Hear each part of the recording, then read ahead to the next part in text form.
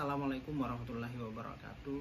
Jumpa lagi dengan saya di channel YouTube Isram Law. Oke teman-teman, apa kabar semua? Semoga yang sedang menyaksikan video ini selalu dalam lindungan Tuhan Yang Maha Kuasa. Amin. Dan yang tak kalah penting, semoga teman-teman, Bapak Ibu semua dalam kondisi sehat walafiat.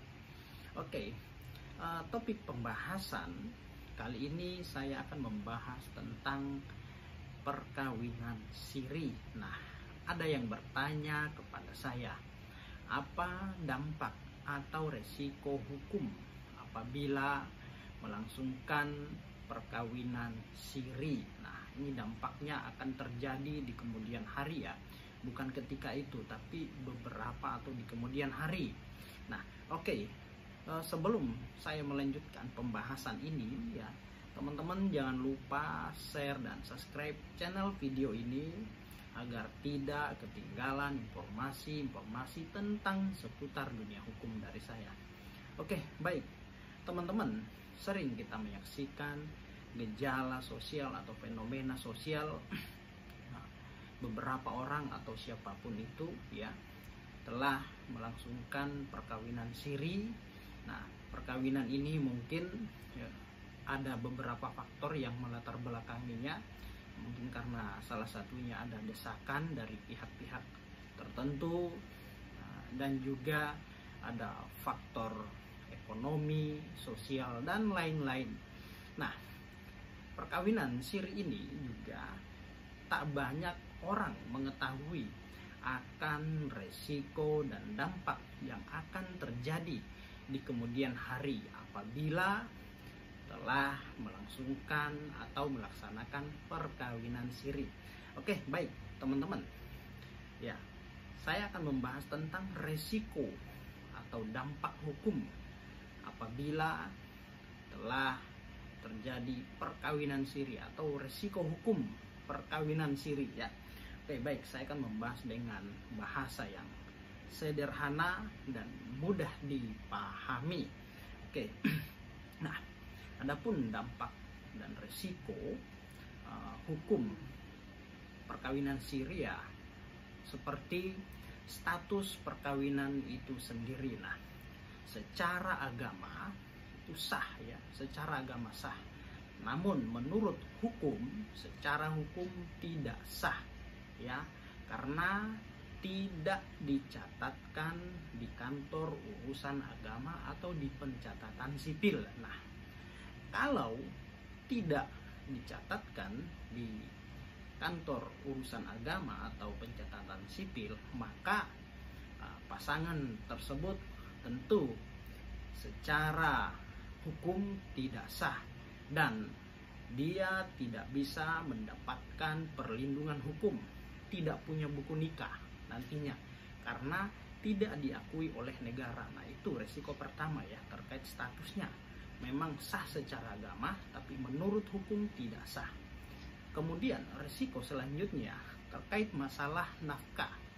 Misalkan suami tidak memberi nafkah terhadap istri sirinya, kan begitu. Nah, apabila suami tidak memberi nafkah, ini kan kalau pasangan sah ya tidak memberi nafkah, ini masuk dalam kategori penelantaran rumah tangga. Nah, penelantaran rumah tangga masuk dalam tindak pidana kejahatan KDRT ya, kekerasan dalam rumah tangga. Nah, seperti itu. Nah, apabila dilakukan atau suami ya dari pasangan siri ya tidak memberi nafkah atau menelantarkan, sang istri tidak bisa melakukan pelaporan, tidak bisa melakukan penuntutan terhadap suami sirinya. Karena apa ya? Secara legal standing ya, suami tidak mempunyai kekuatan hukum. Tentunya pasti ketika istri hendak membuat laporan ke kepolisian dengan alasan penelantaran rumah tangga, polisi akan meminta bukti betul atau tidak pasangan tersebut merupakan suami istri. Nah, dibuktikan dengan apa? Dengan buku nikah. Nah, dari situ nanti dilihat apakah sang istri mampu memperlihatkan buku nikah atau tidak. Namun bila tidak, tentu itu proses tidak dapat ditindaklanjuti karena terkendala di legal standing. Ya, dia kan berbicara atas nama istri. Nah, sementara di dalam hukum kita, ketika dia mengaku sebagai istri, dia harus membuktikan. Buktinya seperti apa? Minimal ada buku nikah. Nah, itu ya teman-teman terkait masalah nafkah. Lalu resiko selanjutnya terkait masalah status anak. Nah, ini penting untuk kita ketahui bahwa status anak yang terlahir dari hubungan nikah siri, ya, ini dia tidak bisa menggunakan nama ayahnya atau bin ayahnya. Nah, sang anak yang terlahir hanya bisa menggunakan nama ibunya, atau dia akan ikut dengan administrasi ibunya. Sementara dia tidak bisa di surat keterangan lahir atau akta kelahirannya nanti, ya, dia tidak bisa mencantumkan nama bapaknya. Nah, seperti itu ya teman-teman. Nah, misalkan seperti ini, seorang anak telah lahir dari seorang ibu bernama A, misalkan seperti itu. Nah, apabila ini terjadi, maka akan timbul dampak terhadap si anak nanti atau di kemudian hari. Misalkan seperti dampak psikologi, ya, ketika anak tersebut ingin sekolah atau sudah sekolah. Nah, dalam lingkungan sekolah, seusianya sebayanya dia, ya, tentu dia akan menjadi bahan pembicaraan, entah itu diolok-olok, dicemooh, dan lain-lain sebagainya. Nah, ini penting untuk kita ketahui, ya, dampak yang akan timbul dan akan terjadi, ya, terutama tentang masalah status anak. Lalu kemudian terhadap waris. Nah, ini dampaknya terhadap waris juga nanti. Misalkan apabila suami meninggal, maka istri atau anak tidak mempunyai hak waris terhadap harta peninggalan suami. Misalkan suami meninggal, maka istri tidak mempunyai hak untuk mewarisi harta yang dimiliki oleh suami. Begitu juga dengan anak. Anak tidak bisa mewarisi harta yang ditinggalkan oleh bapaknya. Nah, terkecuali, ya, si anak tadi dapat membuktikan bahwa ayah yang telah meninggal tadi merupakan ayah biologis. Namun proses pembuktiannya juga itu bisa berpanjang. Nah, dia harus menempuh upaya hukum melalui pengadilan. Belum lagi melakukan pembuktian secara ilmiah, misalkan dengan cara tes DNA. Nah, seperti itu ya teman-teman. Nah, lalu kemudian dampak berikutnya adalah pasangan siri ini bisa dilaporkan atas dugaan perbuatan zina. Nah, apabila, ya, pasangan sah mereka mengetahui telah terjadi perkawinan siri, maka bisa saja pasangan sahnya tidak terima atas tindakan dan perlakuan pasangan mereka.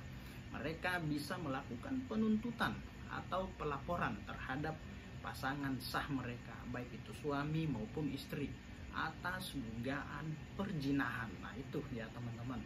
Nah, terus kemudian dampak selanjutnya, apabila telah terjadi perceraian, maka perceraian ini tidak bisa dilakukan di pengadilan.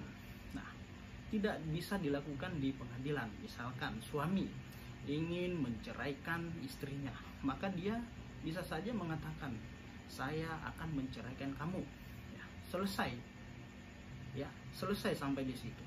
Tidak ada persoalan dan tidak bisa dilanjutkan ke tahap pengadilan karena tidak tercatat di KUA atau pencatatan sipil, dan bahkan negara juga tidak mengakui hal itu. Nah, ketika terjadi perceraian, ya maka hak-hak terhadap mut'ah, terus kemudian masa iddah juga ya dia tidak memperoleh, tidak mendapatkan hal itu ya teman-teman. Nah, terus kemudian dampak selanjutnya terkait masalah harta bersama atau hak gonogini. Nah, apabila telah terjadi perceraian, maka pasangan suami istri tidak bisa saling mengklaim terhadap harta yang telah mereka beli. Misalkan contoh, suami membeli rumah atau mobil misalkan, terus kemudian istri tidak bisa mengklaim terhadap harta tersebut sebagai harta bersama atau merupakan objek gonogini setelah mereka pisah atau bercerai.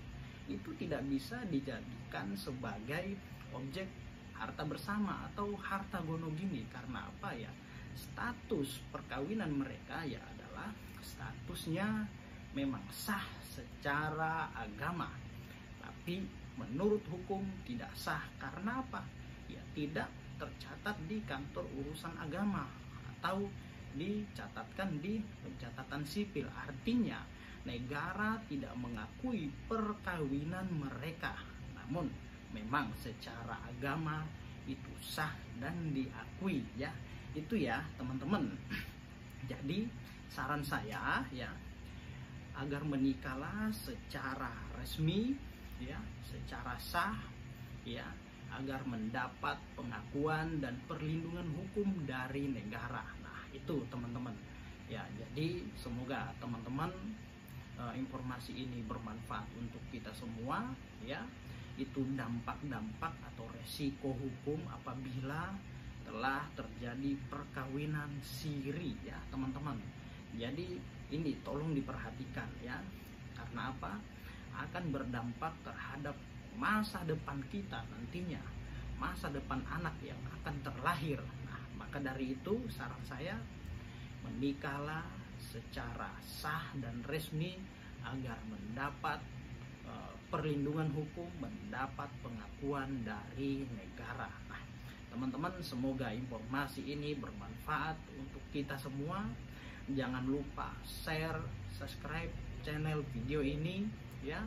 Semoga video ini menjadi referensi bagi teman-teman semua yang khususnya masih mahasiswa ya. Demikian, assalamualaikum warahmatullahi wabarakatuh. Salam.